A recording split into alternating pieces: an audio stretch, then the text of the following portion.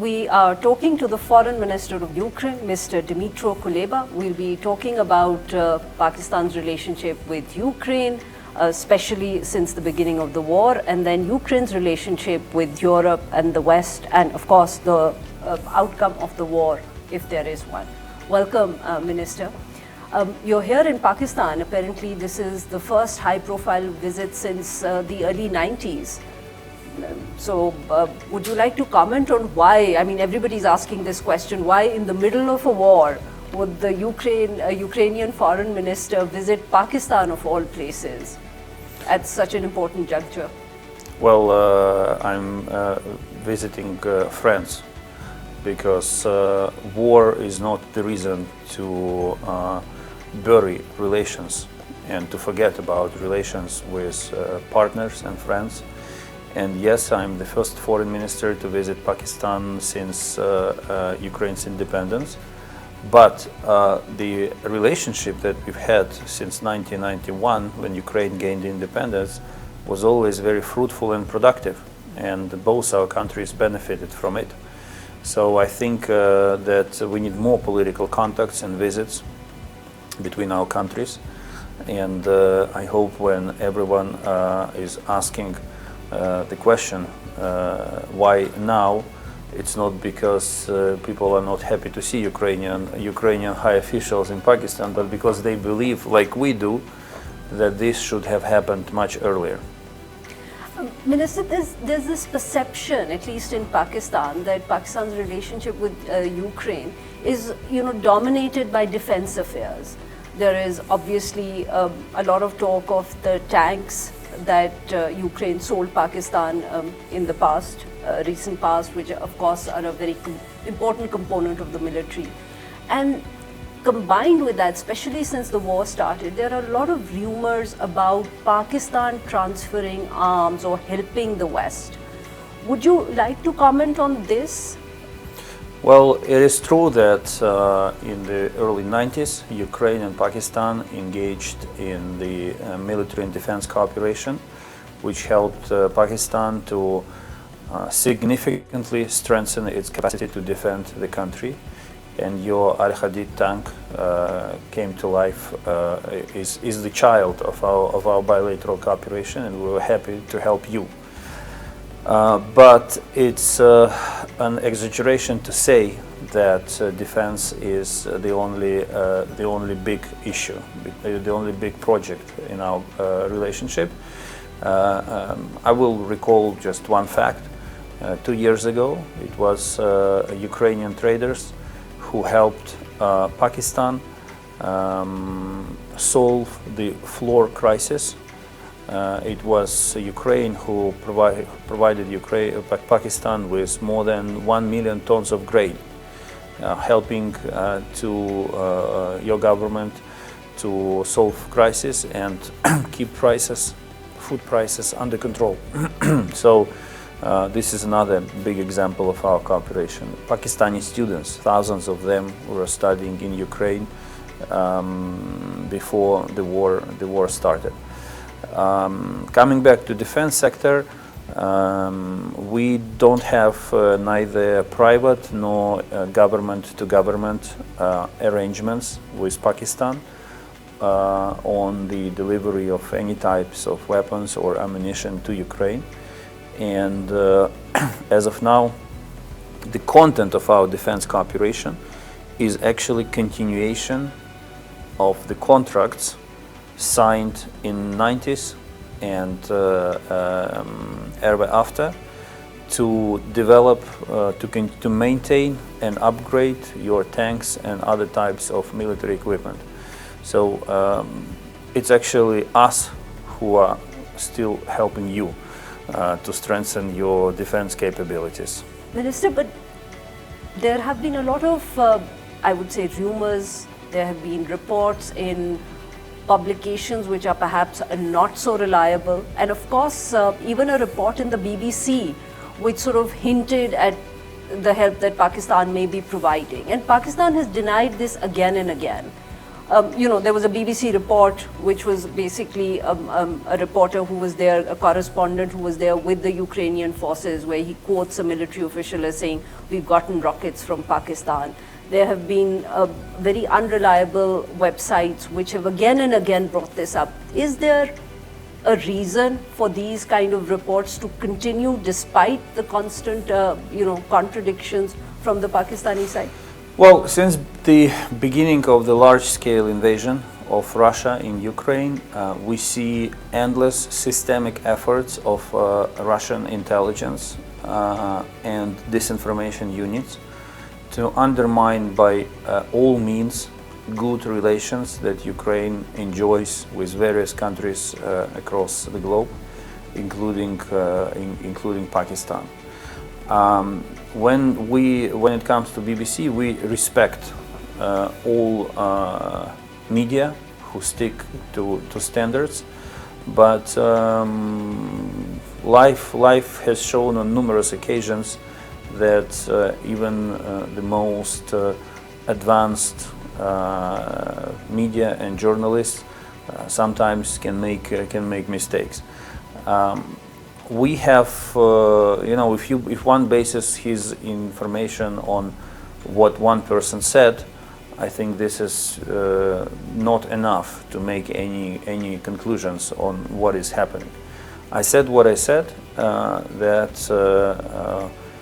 the only contracts that Ukraine and Pakistan have and work on are the contracts related to the defense cooperation started in 1996 between our countries with regard to the implementation of tank contracts. Pakistan has always, since this conflict has begun, Pakistan has tried to take a very balanced position, if I may say so. It has, tried not to vote against one country or the other. There have been resolutions that have been passed by international platforms condemning Russia. Pakistan has tried to stay away. Can one say that this is something that would have come up or will come up during your conversations with your counterparts on this trip? Indeed, since we are friends, we can allow having a very candid conversation. And one of the issues that I brought in my meetings in Pakistan, and I will be bringing it up in all other meetings that will be taking place after we do the interview, is Ukraine's expectation that Pakistan will be voting in favor of resolutions defending Ukraine's territorial integrity and sovereignty, and also aiming at restoring just and lasting peace in Ukraine. Because these resolutions are based on rock-solid ground of international law, and we believe that Pakistan is also the country that respects territorial integrity and that is interested in respect to international law when it comes to these issues. Will you be making trips to other countries within the region? Because obviously, earlier there were reports reaching out to African countries on the issue. So perhaps is this just a effort that you're making with Pakistan, or will we see you making trips in the coming future to other countries within the region? Well, it's not easy to travel from Ukraine these days because since the beginning of the large-scale invasion, Russia has been blocking our airspace and our sea. So to get to any foreign country first, I have to take a long, many hours trip from Kyiv to Poland by train and then to fly to other places. So of course I try to combine visits to various important places in one trip. And I came here from New York, where I attended the General Assembly and Security Council of the United Nations. It was a very long flight. I spent the whole day and changed many time zones. And I will go from here to Africa and then back home. But it's true to say that for the first time in our history, Ukrainian diplomacy led by President Zelensky is attaching great importance to visiting countries of Asia, Africa, and we are not focused only on our immediate partners in Europe and North America. So I'm always happy to visit friends and partners, and that's what I'm doing here in Pakistan. Is wheat something that you will be discussing? Because you brought it up yourself that, you know, when we needed it in the past, Ukraine was there. Absolutely, yes. Grain, what is happening now in global affairs is Russia's attempt to destabilize global food markets and make prices go up. Russia withdrew from the Black Sea Grain Initiative, facilitated by UN Secretary General and Turkey. Russia bombed Ukrainian ports. This Black Sea Grain Initiative was ensured that Ukrainian grain could be shipped by the sea to Asia and to Africa, our main points of destination. That helped to keep bread prices under control. Russia withdrew from the initiative, but moreover, Russia immediately bombed our ports with missiles, aiming at destroying our infrastructure, which makes it physically very difficult to even load ship with grain. And just 2 days ago, Russia bombed one of our ports and 60,000 tons of grain burned down. This grain was designated to China, and it's a big amount of grain, but Russia preferred to burn it down, just not to allow Ukraine to export it. So Russia will try to benefit from raising food prices in the world by increasing its own exports to the global market. So basically, this is how they are trying to remove competitors and from global market, and benefit by pulling more money from the pockets of consumers in Asia and in Africa. So in the end, it will be an ordinary man in Pakistan who will have to pay more for a loaf of bread because of what Russia is doing. And this is unfair, this is called blackmail, and this is something that must be stopped. So of course I expressed my hope in meetings with Pakistani officials that Pakistan will stand firmly in defense of the Black Sea Grain Initiative, and I received assurances from my counterpart, Foreign Minister Zardari, that he will be engaging with respective stakeholders to make the outflow of Ukrainian grain continue. Minister, because you've sort of spoken about the cost of flour and how wheat and how Russia's actions are increasing it. But this is the way a lot of analysts look at the Ukrainian-Russian war, that basically this war will come to an end if the costs are so much for Europe that they take a decision to not support Ukraine or sort of start efforts to stop it, or the costs go up go up for Russia. It's as if Ukraine is not really the variable, if I may call it, in terms of how this war will end. Is that how you see it? Well, these analysts not take into account one thing. Europe is paying very high price because this war is happening in Europe. When they make the point, when analysts you refer to make the point that to end the war it's enough to stop supporting Ukraine, they are lying. Because the true thing they are saying, and I will translate them from their analytical language into real language, and the real thing they are saying is this: we want other countries to stop supporting Ukraine so that Russia will be able to kill more Ukrainians very quickly, to destroy Ukrainian statehood, and things will get back to normal. So every analyst who says that he believes the road to peace lays through stopping the support of Ukraine wants Ukrainian women and girls to be raped, Ukrainian civilians to be killed, and Ukrainian state to be destroyed. And if they are and if they are so smart, they have to speak openly and not hide behind beautiful, smart phrases. And second, is other analysts in Pakistan who believe that problems should be solved at the expense of Pakistan? Probably not.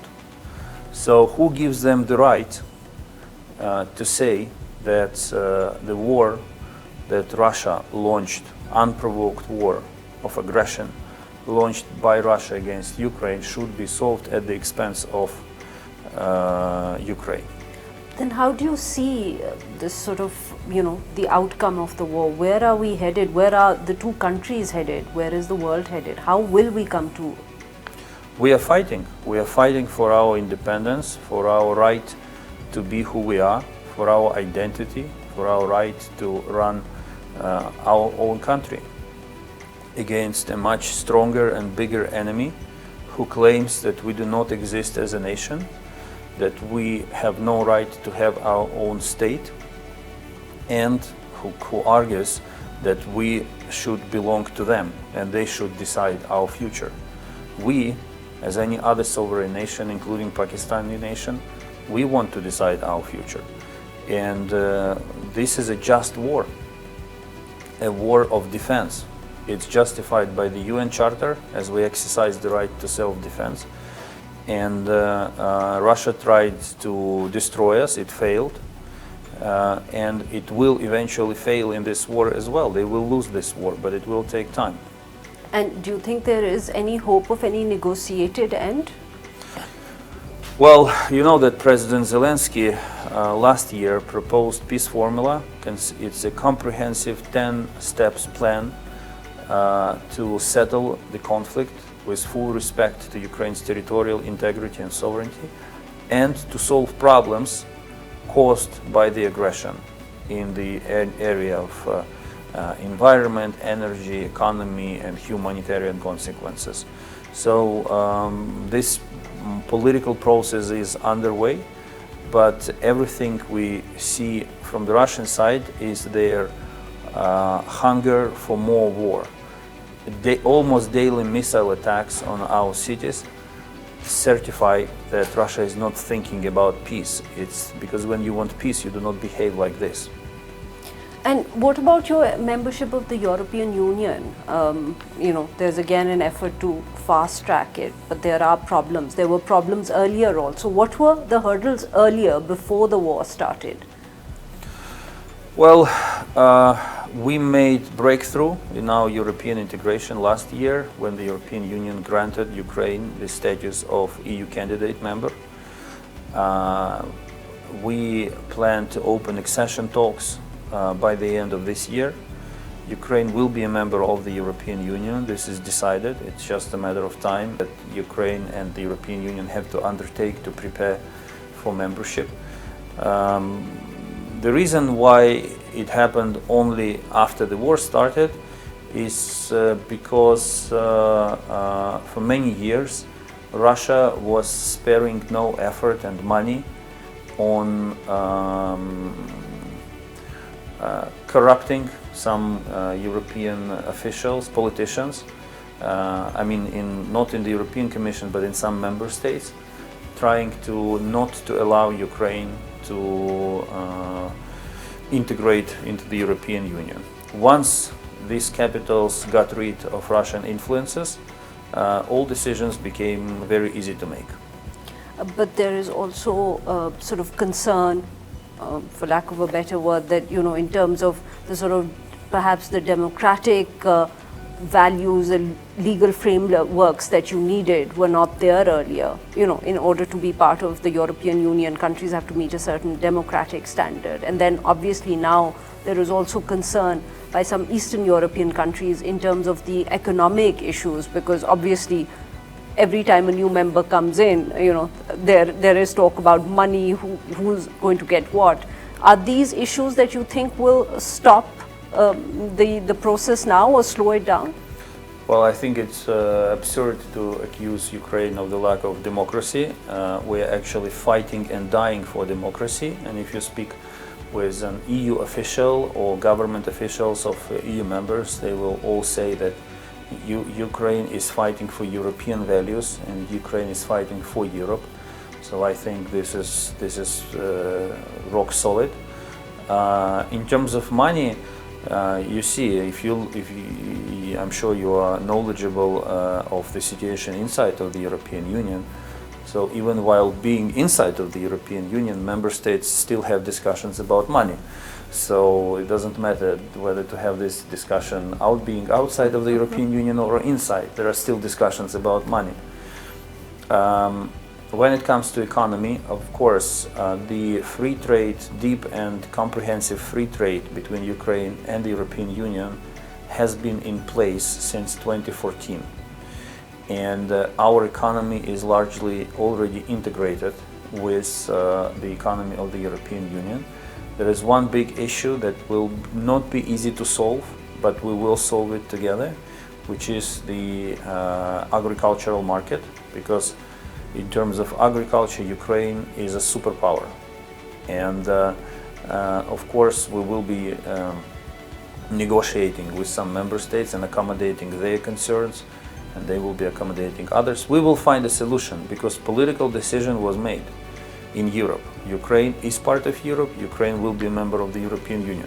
Once decision is made, there are no problems which would be impossible to solve. You've just mentioned that you're coming from the US. There was talk recently about the US, transferring jets to you, aircraft for warrior jets, and then obviously cluster bombs also. Is that something that you were there to discuss? So that's just again, stories in the press? No, I was in the United States, but in New York at the United Nations. So my trip was focused not on our bilateral agenda, but on the global agenda. And I did not pay a bilateral visit to Washington. We spoke in the UN, we spoke about Green Deal, about return of thousands of Ukrainian children who were deported and abducted forcibly by Russia from Ukraine. We were discussing with the United Nations how to return civilian prisoners, because Russia is a very vicious country. They steal children and civilians in order to use them as bargaining chip. So that was this focus. But indeed, F-16s is a very important project for us. We need them not only to use them in the combat activities against Russia, but also to provide security to ships carrying Ukrainian grain. So when Ukraine receives F-16s, it will be for the benefit of global food security, because we will protect all vessels carrying Ukrainian grain from our ports to global markets, to Asia, to Africa and other places. So once your visit to Pakistan comes to an end, how do we judge how successful it was? What will we hear in the press in the coming days that will, so at least the people sitting here will say, now we know. This is what happened. No, you will text me a message saying how was the visit perceived by the people of Pakistan. But I want people of Pakistan to know one thing. Thousands of kilometers away from here, there is a country that is very friendly, that is fighting for the right cause, that will prevail and will continue to advance its relationship with Pakistan for the benefit of both our nations. And that country is Ukraine. And just the last question, so have you had time to have any Pakistani food? Yes. And how did your stomach hold up to it? You have to be very honest, okay? You can be very diplomatic with all the other answers, but not this one. Very, very, very honest. It was, first, I love spicy food. And second, I love exploring new food. So I have had lunch hosted by my counterpart, Foreign Minister of Pakistan, and everything I ate was delicious. Chicken and especially mutton was exceptional. And in the end, I was served a dessert, your national dessert. And although my Pakistani counterparts complained that when made at home it's much tastier, than the one we were served at official lunch. I enjoyed it enormously, and I'm looking forward to trying the homemade version of it. I forgot the name. It's like an ice cream with noodles or something. Kulfai. Konfai. Kulfai. Yes, konfai. Yes. So I'm looking forward. I still have some time to go, and I will try to taste the original version of it. Food is delicious. People are very nice, and I'm really enjoying this visit so far. Thank you so much, Minister, for taking this time out for us. And I hope the interview is enjoyed by the people as much as I enjoyed it.